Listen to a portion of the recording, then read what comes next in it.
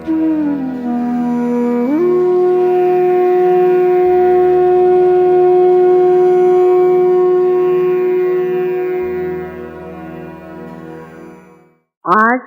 हम लोग यहाँ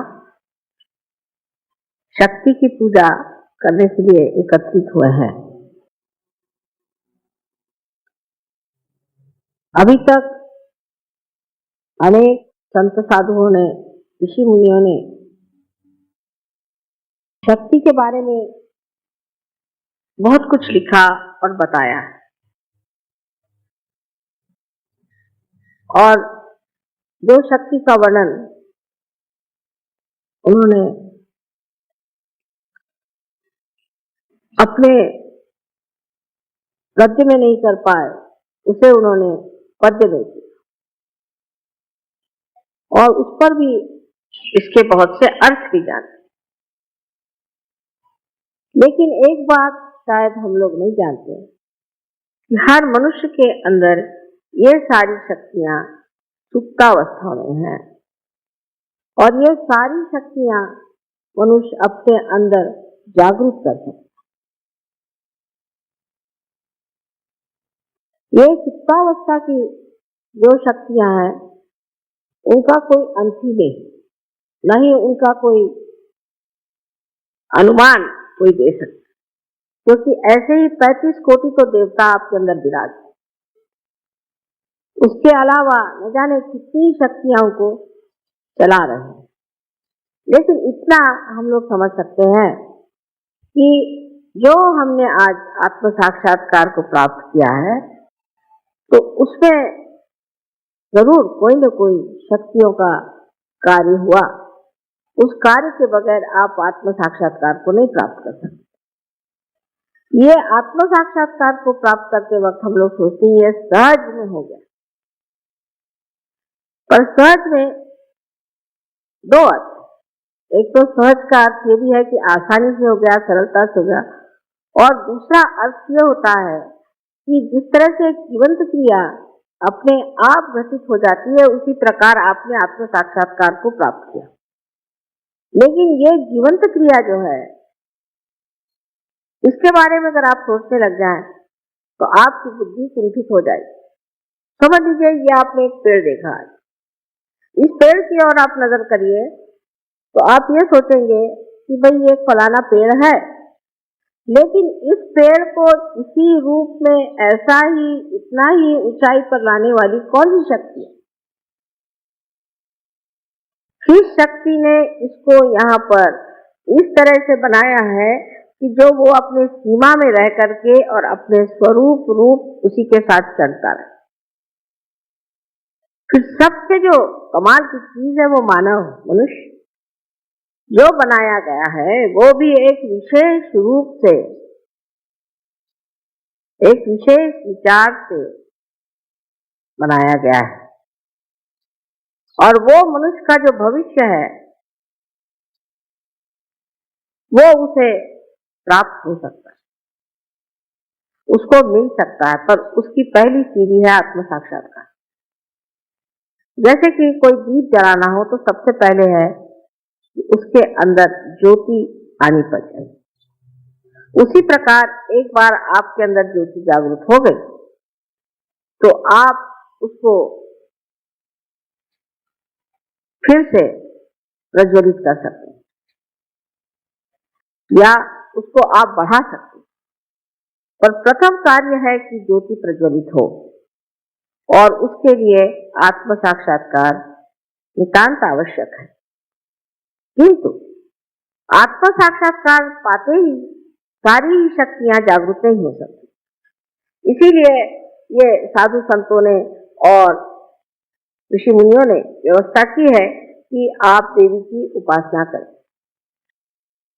लेकिन जो आदमी आत्म साक्षात्कार को प्राप्त नहीं है, उसको अधिकार नहीं है कि वो देवी की पूजा करे। बहुत से लोगों ने मुझे बताया कि वो सप्तशती का कभी अगर पाठ करें और उनका यूं हवन करते हैं तो उन पर बड़ी आफतें आ जाती हैं और उनको बड़ी तकलीफ हो जाती है और वो बहुत सफर करते हैं। तो उनसे ये पूछना चाहिए कि आपने किससे करवाया? तो कहेंगे कि हमने 7 ब्राह्मणों को बुलाया था किया, पर वो ब्राह्मण नहीं, जिन्होंने ब्रह्म को जाना नहीं वो ब्राह्मण नहीं। और ऐसे ब्राह्मणों से कराने से ही देवी रुष्ट हो गई और आपको तकलीफ हुई। तो आपके अंदर एक बड़ा अधिकार है कि आप देवी की पूजा कर सकते हैं और साक्षात देवी की पूजा कर सकते हैं। यह अधिकार सबको नहीं है।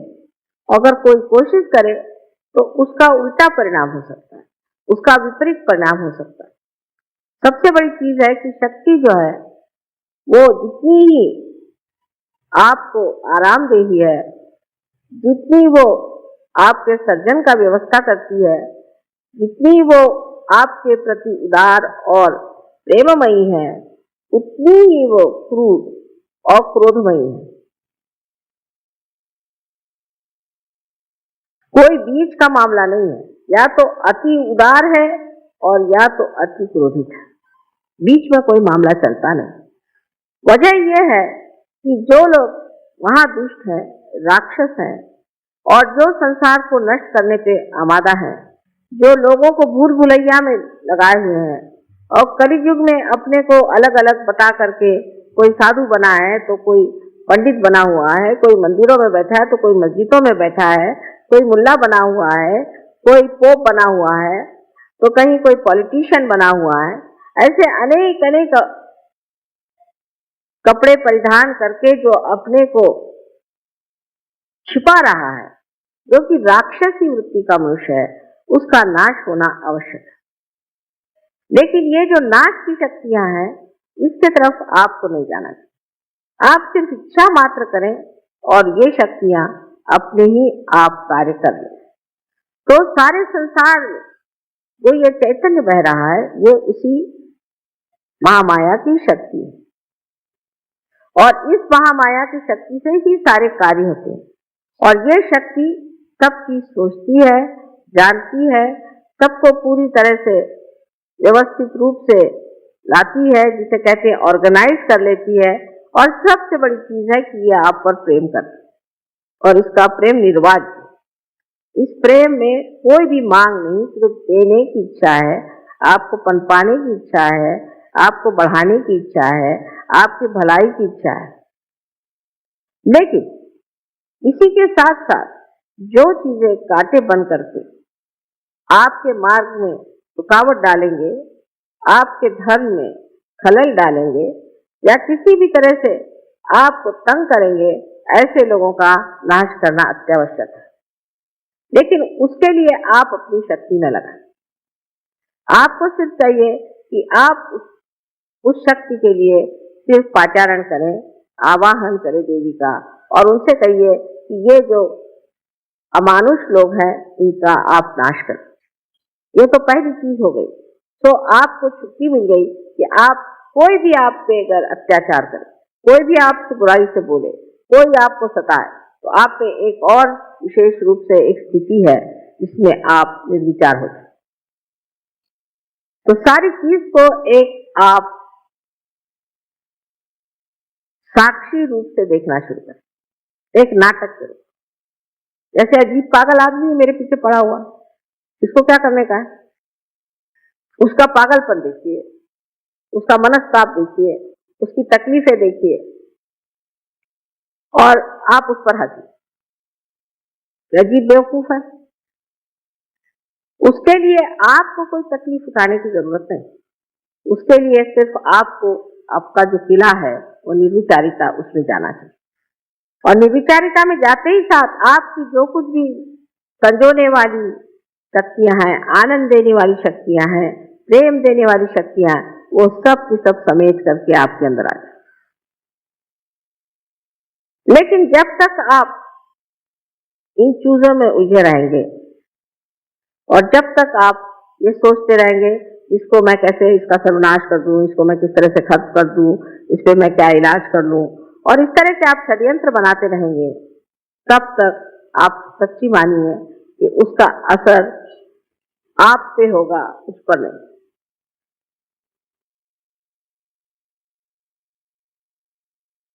रामदास स्वामी ने कहा है कि अल्पधारिष्ट पाए, माने आपका थोड़ा सा जो धीरज है उसको परमात्मा देखता है। लेकिन आपके अंदर इतनी ज्यादा शक्तियां हैं, इतनी ज्यादा शक्तियां हैं कि उनको पहले आपको पूरी तरह से प्रफुल्लित करना चाहिए, उसको जगाना चाहिए, उनको जानना चाहिए, अपने प्रति एक तरह का बड़ा आदर रखना चाहिए।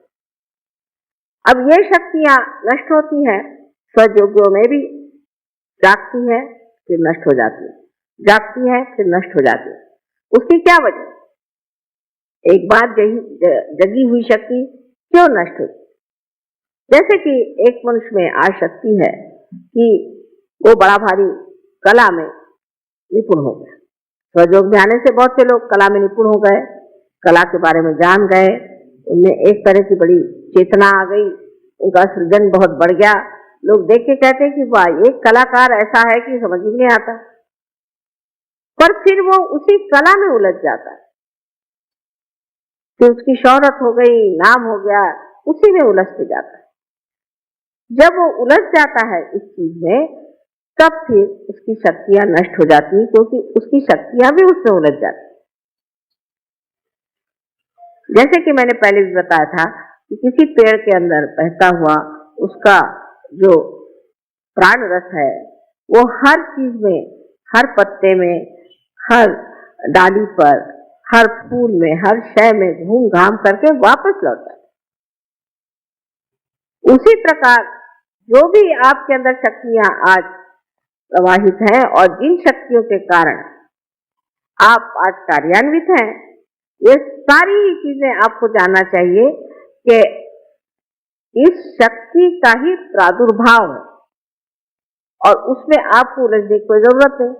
आप उसमें एक निमित्त मात्र बीच में हैं, और जब आप ये समझ जाएंगे कि हम निमित्त मात्र हैं, तो ये आपकी शक्तियां कभी भी दुर्बल नहीं होंगी और कभी भी नष्ट नहीं होंगी। इसी प्रकार अनेक बार मैंने देखा है कि सहयोगियों का चित्त जो है वो ऐसी चीजों में उलझते जाता है। कोई चीज से भी वो बड़प्पन में आ जाए, कोई भी चीज से उन्होंने बहुत प्रगति पा ली। आप जानते हैं कि बहुत से स्टूडेंट्स जो कि क्लास में कुछ नहीं कर पाते थे, फर्स्ट क्लास में आने लग गए, सब कुछ बहुत अच्छा हो गया, तो फिर वो कभी सोचने लग जाए कि वाह, हम तो कितने बड़े हो गए। जैसे ही ये सोचना शुरू हो गया, वैसे ही ये शक्तियां आपकी खत्म हो और गिरती जाए। अब सोचना यह है कि हमें क्या करना। अगर समझ लीजिए किसी आदमी का एकदम बिजनेस बढ़ गया, या उसको खूब रुपया मिलने लग गया, या उसके पास कोई विशेष चीज आ गई, तो उसे क्या करना चाहिए? उसे पूरी समय सतर्क रहना चाहिए और यही कहना चाहिए कि माँ, ये आप ही कर रहे हैं, हम कुछ नहीं कर रहे, ये आप ही की शक्ति कार्यान्वित है, हम कुछ नहीं कर रहे। बहुत जरूरी कि आप सतर्क रहें, क्योंकि उसके बाद जब आपकी शक्तियां खत्म हो जाएंगी तो आप खुद ही कहेंगे कि माँ, सब चीज डूब गई, सब खत्म हो गया। ये कैसे?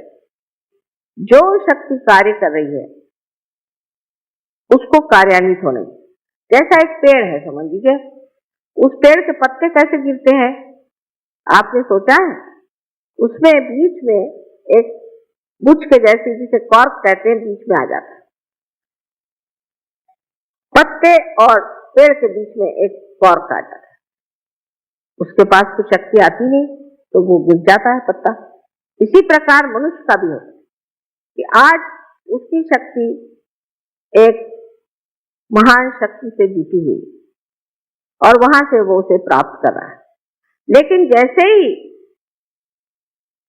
वो अपने को कुछ समझने लग जाए, या उसके अहंकार में बह जाए, या उसकी जो अनेक तरह की गतिविधियां हैं, जिस तरह से कंपटीशन, ये वो, इसमें उलझता जाए, तो उसके बीच में एक दरार पड़ जाती, और उस दरार के कारण वो मनुष्य फिर उसे प्राप्त नहीं कर सकता जो उसे प्राप्त किया हुआ है, क्योंकि वो तो एक निमित्त मात्र था, लेकिन जो शक्ति अंदर उसके अंदर बह रही थी, वो शक्ति ही बीच में कट गई।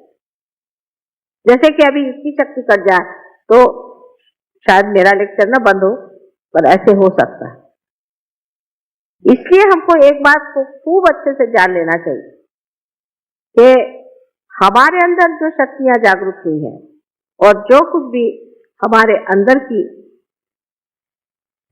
विशेष स्वरूप की व्यक्तित्व को प्रकट करने वाली जो नई आभा हमें दिखाई दे रही है, इस शक्ति को हमें रोकना नहीं चाहिए। इसके ऊपर हमें ये नहीं सोचना चाहिए कि हम कुछ बहुत बड़े हो गए या हमने कुछ बहुत बड़ा पा लिया। दूसरी तरफ से ऐसा भी होता है कि जब ये शक्ति आपके अंदर जागृत हो जाती है, उस वक्त आप में एक तरह का उदासीपन भी आ सकता, इस तरह का कि अभी दूसरे साहब तो इतने पहुंच गए, हम तो वहां पहुंचे नहीं, उन्होंने ये कर लिया, हमने ये किया नहीं, और हर तरह से आदमी उलझते जाता है। और उसमें कुछ लोग ऐसे भी होते हैं जो छोटी छोटी बातों पर ही अपने को दुखी मानते हैं, बहुत छोटी बातों पर। जैसे अब सबको बैज मिला, मुझको बैज नहीं मिला। जब हम गणपतिपुरे में, हमें बड़े अजीब अजीब अनुभव आए कि लोग आए कहने लगे कि माता जी हमको एक चीज का डब्बा दे दो। मैंने कहा भाई ये भी कोई तरीका हुआ। दूसरे ने कहा कि आपने मुझे इतना दिया लेकिन उसको नहीं दिया। इसको बात हुई उस मौज में और आनंद में, ये सब सोचने की बात ही नहीं है। छोटी छोटी बात में वो दुखी हो जाते हैं। फिर ऐसी जिसको बहुत बड़ी बात समझते हैं कि किसी का, समझ लीजिए पति ने विछोह कर दिया, या किसी पति का रास्ता ठीक नहीं रहा तो पत्नी रोते बैठेगी, या किसी की पत्नी ठीक नहीं रहे तो पति रोते बैठेगा। अरे भाई आपकी कितने बार शादियां हो चुकी पहले जन्म में, और अब इस जन्म में एक शादी हुई है, चलो इसको किस तरह से खत्म करो। उसी के पीछे में आप लोग रात दिन परेशान रहो कि मुझ पे ये दुख आ गया, मेरे बच्चे का ऐसा हो गया, मेरे बच्ची का ऐसा हो गया, उसका ऐसा हो गया, उसका ऐसा हो गया। इसका कोई अंत है? इसको कोई पार कर सकता है? क्योंकि इतनी छोटी सी चीज है कि वो तो पकड़ी भी नहीं आती।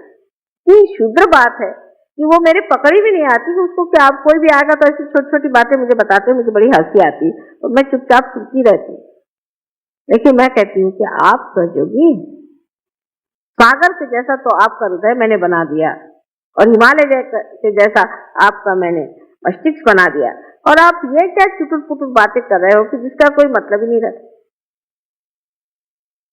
इसकी बात, उसकी बात, दुनिया भर की फालतू की बातें करना, और जो सहज की बात है वो बहुत कम होती है, उसमें मौन लगता है। तो सहज में तो कुछ हमने ध्यान ही नहीं दिया, तो सहज में तो मौन हो जाता है। अभी मैंने सुना कि पूना में लोग जरा कम आने लग गए हैं ध्यान में, क्योंकि महाभारत शुरू हो गया है। मैंने तो अभी तक देखा ही नहीं है महाभारत, जो एक देखा है वही काफी। अब देखने की क्या जरूरत है? अब अपने को दूसरा महाभारत करने का है, और महाभारत देखते बैठे हो। अबे ऐसा ही आपको महाभारत देखने शौक है तो उसकी वो फिल्म मंगा लेना, देख लेना, लेकिन पूजा छोड़ करके और आपका सेंटर छोड़ करके आप महाभारत देखते हैं तो आपकी वो शक्ति कहाँ दिखेगी? वो महाभारत में चली गई। वो महाभारत होके हजारों वर्ष हो गए, उसी के साथ वो भी खत्म हो गए। तो ये जो मनोरंजन पर भी लोगों का एक बड़ा ध्यान रहता है, किस चीज से हमारा मनोरंजन हो, ऐसा ही हर एक चीज में मनुष्य उलझते जाता है। तो कोई भी चीज अति में जाना ही सहज के विरोध में पड़ती है। जैसे अब म्यूजिक का शौक है तो अब म्यूजिक ही म्यूजिक, फिर ध्यान भी नहीं करने का, म्यूजिक में पड़े, वो मनोरंजन है। फिर कविता में पड़ गए तो कविता में उलझ गए। कोई भी चीज में अतिशयता में जाना ही सहज से विरोध में जाना है। इस बात को आप गांठ बांध के रखें। और दूसरी चीज कि जो हमारी शक्तियां, उनको सम्यक होना चाहिए, तभी हमें सम्यक ज्ञान मिलेगा, माने इंटीग्रेटेड नॉलेज। अगर एक ही चीज के पीछे में आप पड़े रहे और एक ही चीज को आप देखते रहे तो आपको इंटीग्रेटेड नॉलेज नहीं हो सकता है, आपको सम्यक ज्ञान नहीं हो सकता है, आपको एक चीज का ज्ञान होगा। अब जैसे मैंने देखा है कि बहुत सी लेडीज होती हैं, बड़ी पढ़ी लिखी होती हैं, बहुत बड़े से, पर कभी अखबार नहीं पढ़ती, उनको दुनिया में पता ही नहीं कि क्या हो रहा है। उनसे किसी के बारे में पूछिए तो कहले भाई वो कौन थे हमें पता नहीं। रहे आदमी लोग तो उनका ऐसा है कि उनको सिर्फ ये मालूम है कि कौन सा खाना अच्छा बनता है, किसके घर में अच्छा खाना बनता है, किसके घर जाना चाहिए अच्छा खाने के लिए। खाने के मामले तो हिंदुस्तानी बहुत ही ज्यादा उलझे हुए लोग हैं, बहुत ज्यादा।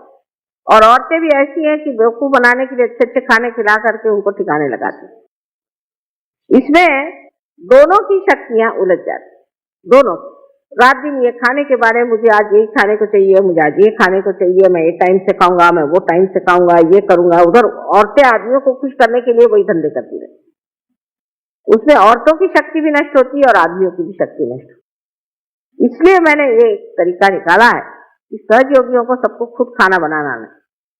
और अगर किसी ने कहा कि मुझे ये खाने के लिए, तो आप ही बनाइए, हालांकि उसके बाद सबको भूखा ही रहना पड़ेगा, पर कोई हर्ज नहीं। आपको कहना कि अच्छा आपको ये चीज खानी है तो आप ही इसको बना दीजिए तो बड़ा अच्छा रहेगा। फिर आप जब आप बनाना शुरू करेंगे तब आप समझेंगे कि ये चीज क्या है। क्योंकि किसी भी चीज को टीका टिप्पणी करनी तो बहुत आसान चीज है, किसी चीज को अच्छा कहना बुरा कहना बहुत ही आसान चीज, लेकिन वो खुद जब आप करने लगते हैं तो पता चलता है कि ये टीका टिप्पणी हम जो कर रहे हैं ये बिल्कुल बेवकूफी है, क्योंकि हमें कोई अधिकार नहीं। तो इस कदर की छोटी छोटी चीजों में भी लोग मुझे आके बताते हैं, मुझे बड़ा आश्चर्य होता है। आप अब साधु हो, आपके अंदर सबसे बड़ी जो शक्ति आई है वो ये, आप कोशिश करके, और मैं जो बात कहती हूँ इससे आपको प्रचिति आएगी, कोशिश करके देखिए। आप जमीन पर सो सकते हैं, आप रास्ते पर सो सकते हैं, आप 10-10 दिन भी भूखे रह जाए आपको भूख नहीं लगे, आप कैसा भी खाना है उसे खा लेंगे, आप कुछ नहीं करेंगे। इसमें आप हमारे प्रदेश के सहयोगियों को देखिए, किस हालत में रहते हैं, किस परेशानी में रहते हैं। हमें कुछ वहां पर हिंदुस्तानी सहयोगियों ने बताया कि ब्रह्मपुरी में इंतजाम इस वक्त ठीक नहीं रहा, लोगों का दिमाग ही खराब हो गया था क्योंकि आप नहीं गए, तो बहुत तकलीफ हुई उनको खाने पीने की और कुछ अच्छा नहीं लगा, ऐसा बताया। तो मैंने उन लोगों से जाके पूछा कि भाई सबसे ज्यादा तुमको कहाँ मजा आया, तो उन्होंने कहा ब्रह्मपुरी में सबसे ज्यादा मजा। तो मेरी कुछ समझ में नहीं आया कि इतनी शिकायतें हुई, क्योंकि ब्रह्मपुरी में क्या बात, कहने वहां कृष्णा बैठी है, उसके किनारे में बैठो तो लगता है कि माँ जैसे आपकी धारा बह रही। वो सब यही बातें करते रहे, यहाँ ये लोग खाने ही पीने की सोचते रहे। इसीलिए जब कभी कभी लोग कहते हैं कि हम लोगों का समर्पण कम है, उसकी वजह यह है कि हम लोग काफी उलझे हुए लोग, हमारे अंदर बहुत पुरानी परंपराएं हैं। यहाँ अनेक साधु संत हो गए, बड़े बड़े लोग हो गए, बड़े बड़े आदर्श हो गए, और उन आदर्शों के वजह से हमें मालूम है कि अच्छाई क्या है, बड़ी क्या है। लेकिन उसके साथ ही साथ हमारे अंदर एक तरह की ढोंगी वृत्ति आ गई कि हम ढोंग भी कर सकते हैं। कोई भी आदमी अपने को राम कह सकता है, कोई भी आदमी अपने को भगवान कह सकता है, कोई भी आदमी अपने को सीता जी कह सकता है। ये ढोंगी बना के हमारे यहाँ बड़ी भारी शक्ति है। एक साहब ने मुझे कहा कि देखिए वो तो भगवान है। मैंने कहा कैसे? वो कहते हैं भगवान, ये फॉरेन, वो भगवान कहते हैं। मैंने उसको कहने में क्या लगता है, ऐसे कैसे कहेगा कोई कि मैं भगवान? मैंने कहा कह रहे हैं वो भगवान है, लेकिन उसके कुछ तरीके होते हैं। जो आदमी फूल को नहीं सूंघ सकता वो भगवान कैसे हो सकता? हाँ ये तो बात है। तो मैंने कहा कि कैसे, पर वो क्यों कह रहे थे, वो ऐसा क्यों कह रहे हैं? मैंने कहा क्योंकि वो आप नहीं, वो यही नहीं समझ सकते कि लोग इतना सफेद झूठ इतने जोर से कह सकते। या किसी के लिए कहते हैं पर वो उसको रुपया ही चाहिए ना, ठीक है वो रुपया लेता है, लेकिन हमको तो वो आध्यात्मिक देगा, तो क्या हर्ज है, हमें तो आध्यात्म लेना है, लेने दो रुपया, रुपये में क्या रखा है, रुपया दे दो उसको, रुपये में क्या रखा हुआ है? आध्यात्म को पाने की बात है, आध्यात्म वो हमें दे रहा है तो हम उसे रुपया दे रहे हैं, रुपये में तो कोई खास चीज होती नहीं। ये जो उनकी तैयारी आज हो गई है, वो हमारे अंदर तैयारी अभी तक हो नहीं पाई। इसके लिए क्योंकि हमारे सामने आदर्श बहुत अच्छे हैं, महाभारत है, राम है, ये है, वो है, और हम उसी कीचड़ में बैठे हुए। अगर कोई कीड़ा कहे कि मैं कमल हो गया तो हो नहीं सकता, और उसको कमल बना भी दिया तो भी ढंग वही चलेगा। इसलिए ये समझ लेना चाहिए कि हमारे अंदर जो इतनी ऊंची ऊंची बातें हो गई हैं, और जिससे हम सारी तरफ से पूरी तरह से हम ढके हुए, और जिसके कारण हम लोग बहुत ऊंचे भी हैं, लेकिन जब तक हम अपने को ये न समझे कि हमें वही होना है जो हम देख रहे हैं, इस मामले में हमारे अंदर आंतरिक इच्छा हो, ऊपरी नहीं, अंदर से लगना चाहिए क्या हमने उसे प्राप्त किया, क्या हमने अपने ध्येय को प्राप्त किया, क्या हमने उसे पाया है, उससे हमें पाना है। इस मामले में ईमानदारी अपने साथ करें, और जब तक ईमानदारी नहीं होगी तब तक शक्ति आपके साथ ईमानदारी नहीं कर सकती। ये आपका और अपना निजी संबंध है। अनेक तरह से आप अपने को पड़तालिए और देखिए कि हमारे अंदर ये शक्तियां क्यों नहीं जागृत हो सकती, क्यों नहीं हम इसे पा सकते। कारण हम खुद ही अपने को एक तरह से काटे चले जाते। तो किसी भी तरह की ढोंगी वृत्ति का सहयोग में स्थान नहीं। हृदय से आपको महसूस हो रहा है, हर एक चीज तो हृदय से पाना, अपने अंतर आत्मा से उसे जानना है। उसके लिए कोई भी ऊपरी चीज कोई है तो मुस्कुराते बैठे रहेंगे, कोई जरूरत है मुस्कुराने की, कोई है कि बड़े गंभीर होकर बैठे रहेंगे। ये सब नाटक करने की कोई जरूरत नहीं। जो आपके अंदर भाव है वो बाहर आ रहा है, उसमें कौन सा नाटक करने, उसमें कौन सी आफत करने की है। जो हमारे अंदर भाव है वही हम प्रकटित कर रहे हैं, क्योंकि हमारे अंदर जो भाव है वो इस शक्ति से बहता हुआ बाहर चला रहा है और उसी को हम प्रकटित कर रहे हैं। और जो लोग इस तरह से एक बार समझ लें कि हमें पूरी तरह से ईमानदारी से सहयोग करना, वो धीरे धीरे इसमें खिसकते जाएं। जिस तरह से वहां पर मैं लोगों में देखती हूँ आत्मसमर्पण, उसमें मैं ये जरूर कहूंगी कि उस आत्मसमर्पण के पीछे में एक बड़ी भारी कमाल है। और वो कमाल ये है कि वो सोचते हैं कि सिर्फ हमारा कल्याण आत्मिक ही होना है, हमारा आत्मिक कल्याण होना है, और कोई भी बात वो नहीं सोचते। सहयोग के लाभ अनेक हैं। आप जानते हैं, इससे तंदुरुस्ती अच्छी हो जाएगी, आपको पैसे अच्छे मिल जाएंगे, आपकी नौकरी अच्छी हो जाएगी, आपका दिमाग ठीक हो जाएगा, आपके बच्चों का भला हो जाएगा, और दुनिया भर की चीजें जितनी भी आप जिसको आप संसारिक कहते हो जाएंगी, और उसमें भी आपका नाम हो जाएगा, शोहरत हो जाएगी। जिनको कोई भी नहीं जानता है वो तक उनका नाम हो जाएगा, वो तक लोग जानेंगे, सब कुछ होगा। लेकिन हमें क्या चाहिए? हमें तो अपनी आत्मिक उन्नति के सिवाय और कुछ नहीं। हम सिर्फ आत्मिक उन्नति पाते। जब वो आत्मिक उन्नति मनुष्य में हो जाती है तब मनुष्य सोचता ही नहीं है सब। उसके लिए सब कप पदार्थ है, सारी लक्ष्मी उसके पैर धोए उसके लिए वो कप पदार्थ है। कोई भी उसके लिए चीज ऐसी नहीं है कि जिसके लिए वो लालायित हो या परेशान हो। इस कदर वो समर्थ हो जाता है। अगर है तो है, नहीं है तो नहीं है, मिले तो मिले, नहीं है तो नहीं। ये जब अपने अंदर ये स्थिति आ जाए, मनुष्य स्थिति पे आ जाए, तब सोचना चाहिए कि सहयोगियों ने अपने जीवन में कुछ प्राप्त किया। जब तक ये स्थिति प्राप्त नहीं होती तो आपकी नाव डामाडोल चलती रहेगी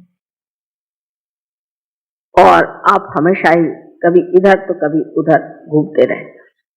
पहले अपने को स्थापित करने की जो महान शक्ति आपके अंदर है वो है श्रद्धा। उस श्रद्धा को हृदय से जानना चाहिए और उसकी मस्ती में रहना चाहिए, उसके मजे में आना चाहिए, उसके आनंद में आना चाहिए। तो जो ये श्रद्धा की आह्लाददायी शक्ति है, उस आह्लाद को लेते रहना, उस एक्सटेसी में रहना चाहिए, उस सुख में रहना चाहिए। और जब तक मनुष्य उस आह्लाद में पूरी तरह से घुल नहीं जाएगा, उसके सारे जो कुछ भी प्रश्न हैं, प्रॉब्लम्स है, बने ही रहेंगे, बने ही रहेंगे। क्योंकि प्रॉब्लम्स वगैरह सब माया है, ये सब चक्कर है। जब किसी से पूछे भाई तुम्हें क्या प्रॉब्लम है, तो मुझे 100 रुपये मिलना चाहिए तो मुझे 50 रुपये मिले।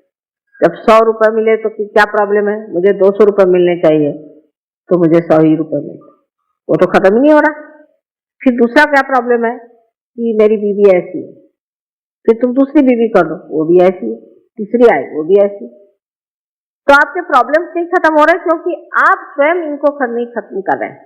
ये सबको खत्म करने का तरीका यही है कि अपने श्रद्धा से आप अपने आत्मा में जो आनंद है उसका रस लें और उसी रस में रममान रहे। आखिर सारी चीज है ही हमारे आनंद के लिए, लेकिन जब तक हम उस रस को लेने की शक्ति ही को नहीं प्राप्त करते तो क्या फायदा होगा।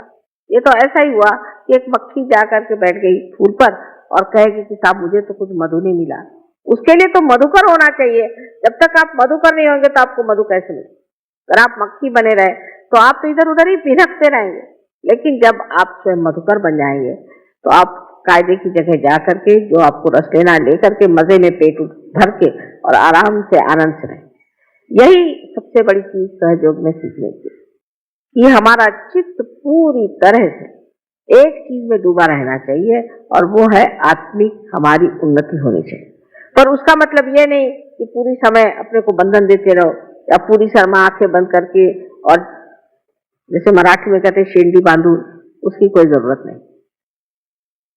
सर्वसाधारण तरीके रोजमर्रा के जीवन को कुछ भी न बदलते हुए जैसे आप हैं वैसे ही उसी दशा में आपको चाहिए कि आप अपने अंदर जो हृदय में आत्मा है उसके रस को प्राप्त करें। जब उसका रस झरना शुरू हो जाता है तो आप ही में कबीर बैठे हैं और आप ही में नानक बैठे हैं और आप ही में सारे बड़े बड़े जितने संत साधु हो गए, तुकाराम, नामदेव, एकनाथ, सब आप ही लोगों में बैठे। और उनको इतना विचारों को कोई बताने वाला भी नहीं था, उनको संभालने वाला कोई नहीं था, उनके संरक्षण के लिए कोई नहीं था। ये सब आपको प्राप्त है। आप तो अच्छी छत्र छाया में बैठे हुए, तो भी अब आप उस छत्र छाया में बैठ करके एक अपनी भी छत्र खोल लेते हैं और उसके बारे में फिर चर्चा करते हैं, तो इससे तो आपकी शक्तियां कम हो ही जाएंगी। इस पर हमें गौर करना चाहिए कि हमारी कितनी शक्तियां और हमारे अंदर कितनी शक्तियां हमने देखी और वो कैसे कार्यान्वित हो रही। आप जो चाहे सो सकते, जो जे वांछिल ते तोला, जो आप इच्छा करेंगे वो आपको मिलेगा, लेकिन आपकी इच्छा ही बदल जाएगी, आपके तौर तरीके ही बदल जाएंगे। जैसे आज अब कोई महाभारत नहीं देखने को रुकेगा, क्या सोचेगा, अरे बाप रे आज माँ का इतना अच्छा समय बंधा हुआ है, माँ स्वयं आ रही है, पूजा का मौका है, सारी दुनिया से लोग दौड़े आए। अब बाहर अमेरिका से अभी मैं जा रही हूँ तो कहा एक दिवाली पूजा जरूर करना, उसके लिए मेरे ख्याल से सारे ब्रह्मांड से लोग वहां पहुंच जाए। लेकिन यहाँ कलकत्ते से भी लोगों को आने मुश्किल हो जाती है, कलकत्ते से, और साक्षात हम बैठे हुए हैं। ऐसे ऐसे लोग हैं कि जो बिल्कुल आसानी से आ सकते, अपने काम के लिए 10 मरतबा दौड़ेंगे, लेकिन इसको नहीं समझते कि कितनी महत्वपूर्ण चीज है, इसका महत्व नहीं समझ पाते क्योंकि श्रद्धा कम। वो कहते जब हम रिटायर हो जाएंगे तब आएंगे, सुविधा के साथ। रविवार के दिन करिए, पर एक दिन उससे पहले छुट्टी होनी चाहिए, नहीं तो बाद में छुट्टी होनी चाहिए। अब ऐसे रोने सूरत लोगों के लिए क्या सहयोग है? ये घोड़े कहाँ तक जाएंगे, ये तो खच्चर भी नहीं। जो लोग इस तरह की बातें सोचते हैं वो सहयोग में कहाँ तक पहुंचेंगे, ये मेरी समझ में नहीं आती।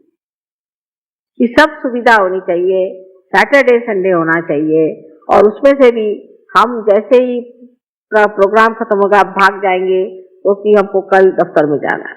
तुम जाओगे कल भी, सब ठीक हो जाएगा, लेकिन अगर आप ऐसे जल्दबाजी करोगे तो खंडाला के घाट में आपको रोक लेंगे हम। लेकिन ये सब चूल, ये सब शैतानियां हम कितनी भी करें, लेकिन आपकी अकल में जब तक ये चीज घुसेगी नहीं, क्या फायदा। तो चाह रहे हैं कि किसी तरह से आपको रास्ते पर लाए। अब रास्ते पे लाने पर अगर बार बार आप लोग फिसल पड़े तो कितनी हमें मेहनत करनी पड़ेगी, और आप में जो शक्तियां जागरूक हो सकती हैं, जो अपने आप पनप सकती हैं, बढ़ सकती हैं, वो सारी शक्तियां कहां से कहां नष्ट हो जाए। तो अपने को पहले आपको संवारना है, अपने शक्तियों के गौरव में उतरना है और ये जानना है कि हमारे अंदर कितनी शक्ति है और हम कितनी शक्तियों को प्राप्त कर सकते हैं, हम कितने ऊंचे उठ सकते हैं, हम क्या क्या लाभ दूसरों को दे सकते हैं। इतना भंडारा हमारे अंदर पड़ा हुआ है, सारा कुछ खुल गया, चाबी मिल गई। अब खुल जाने पर सिर्फ उसमें से निकाल के लोगों को बांटना और उसका मजा उठाना। आज ये जो शक्ति की पूजा हो रही है, असल में मैं चाहती हूँ कि आप जानिए कि आपकी ही शक्ति की जागृति होनी चाहिए, जिससे आप एक बड़े ईमानदार और एक सच्चे तरीके से श्रद्धामय हो जाए। साधु संतों को कुछ कहना नहीं पड़ता था, वो मार खाएंगे, पीछे जाएंगे, उनको जहर देंगे, चाहे कुछ करिए, उनकी लगन नहीं छूटती। अब आप लोगों को तो कनेक्शन लगा दिया, लेकिन वो इतना ढीला कनेक्शन है कि बार बार लगाना पड़ता है। फिर से किसी बात से छूट जाता है, फिर से किसी बात से लगाना पड़ता है। तो अब सोचना ये है आपको कि हमारे अंदर की सारी ही शक्तियां हमें जागरूक करनी है, तो फिर कोई कमी नहीं रह जाएगी, कोई आपके सामने प्रश्न ही नहीं रह जाएंगे। इन शक्तियों का जागरूक करना बहुत आसान है। एक ही बात है, आपकी लगन होनी चाहिए। जिसको लगन हो जाएगी, जो पूरी तरह से लगन से सहयोग में उतरेगा और जिसका हमेशा जी सहयोग पे ही खींचा रहेगा, उधर ही ध्यान रहेगा, उसका सब तो क्षेम हो ही जाएगा। पर पहले योग घटित होना चाहिए और आधा अधूरा योग किसी काम का नहीं, न इधर के रहे न उधर के रहे, ऐसी हालत हो जाएगी। एक छोटे से बी में हजारों वृक्ष निर्माण करने की शक्ति है, तो आप तो ऐसे हजारों वृक्षों के मालिक मनुष्य हैं और उनमें से हजारों लोगों को आप भी शक्तिशाली बनाने की शक्ति आपके अंदर है। लेकिन अगर इस बीज का अंकुर निकलने के बाद अगर आप रास्ते पे फेंक दीजिए और इसकी परवाह न करें और इसका अगर पेड़ नहीं हुआ, तो इसकी शक्ति कुंठित हो जाएगी। तो अपने लिए पूरी तरह से आप इसका अंदाज करें कि हम क्या हैं और हम क्या कर रहे हैं और कहां तक हम पहुंच सकते हैं। इससे आपस के झगड़े, छोटी छोटी क्षुद्र बातें, ऐसी चीजें जो कि रास्ते पर के लोग भी न करें, असभ्यता, ये तो अपने आप से ही ढह जाए, वो तो बचने ही नहीं वाले। लेकिन आपका जो स्वयं सुंदर स्वरूप है वो निखर आएगा और लोग कहेंगे कि ये है एक शक्तिशाली मनुष्य खड़ा हुआ है, एक विशेष स्वरूप का आदमी खड़ा हुआ है, एक महान कोई व्यक्ति है जो कि ऐसा अनूठा उसका सारा व्यवहार है, वो किसी से डरता नहीं, निर्भय है, जहां कहना है कहता है, जहां नहीं कहना नहीं कहता है। ये आ जाए, बाबा भी आ जाए, फिर बाबा के नाना भी आ जाए, सो हो नहीं सकते। जो आप है उस लायक वो लोग नहीं, वो नालायक है। जो नालायक है उनको छोड़ देना चाहिए, उसे क्यों झगड़ा करना। नालायक लोगों से झगड़ा करने को जरूरत, नसीब आपके फूटे जो नालायक से शादी कर ली, ऐसा सोचना चाहिए। और नसीब आपके फूटे जो नालायक आपके माँ बाप है। जो नालायक है उनको काहे को जबरदस्ती सहयोग मिलाना और मेरे खोपड़ी पे लादना कि साहब माँ इसको ठीक करो, क्योंकि वो मेरी बीवी है, क्योंकि वो मेरा बाप है, क्योंकि मेरा बाबा, मेरा दादा, मेरा उनसे कोई रिश्ता नहीं बनता। अगर वो सहयोग में नहीं है तो उनको आप नालायकों को बाहर ही रखिए। जो लायक लोग हैं उनसे रोज दोस्ती करिए, उनके मजे में रहिए, आपको जरूरत क्या है। पर यही बात हम लोग नहीं समझ पाते कि ये दुनिया, ये रिश्ते ऐसे चलते रहते हैं, इसमें कुछ रखा नहीं। हाँ, अगर आपकी जिसके साथ में संगति है वो आपके साथ उठ सके, आपके साथ चल सके, आपके साथ बन सके तो ठीक है, और नहीं तो ऐसे नालायक लोगों को कोई जरूरत नहीं सहयोग में लाने। और मैं देखती हूँ कि बहुत ही नालायक लोग सहयोग में कभी कभी इससे आ जाते हैं और मेरे बड़ा सरदर्द हो जाता है। आपकी लियाकत थी इसलिए आप आए और आप सहयोग को प्राप्त हुए, आपको आशीर्वाद मिला, आपने बहुत कुछ पा लिया और आगे आप पा सकते हैं। और जो भिखारी हैं उनको देने में क्या अर्थ है, और भिखारी भी है और उसके झोली में छेद भी है, उनको और देने से और क्या फायदा। मतलब करेला नीम चढ़ा, ऐसे लोगों से रिश्ता रखने की आपको कोई जरूरत नहीं है, उनसे कोई बात करने की जरूरत नहीं, मतलब रखने की जरूरत नहीं, उनको बकने दीजिए। अगर उनका दिमाग ठीक हुआ तो वो आएंगे और सहयोग में उतरेंगे, और नहीं हुए तो आप अपना दिमाग क्यों खराब कर, उससे कोई फायदा नहीं है। ऐसे लोगों के पत्थर के जैसे सर होते हैं, उससे कोई फायदा नहीं होता, वो देख ही नहीं सकते। तो आज से हम लोगों को सोचना है कि हम एक व्यक्ति हैं स्वयं, और जिसे हमने प्राप्त किया है अपने अपने पूर्व जन्म के कर्मों से, क्योंकि हमने बहुत पुण्य किए थे,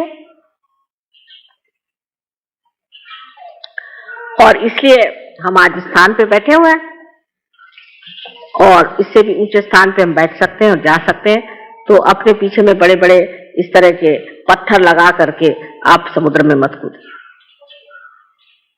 आपको अगर तैरना आता है तो मुक्त होकर के तैरिए, उसका आनंद उठाए और अपनी सारी शक्तियों से आप प्लावित हुए।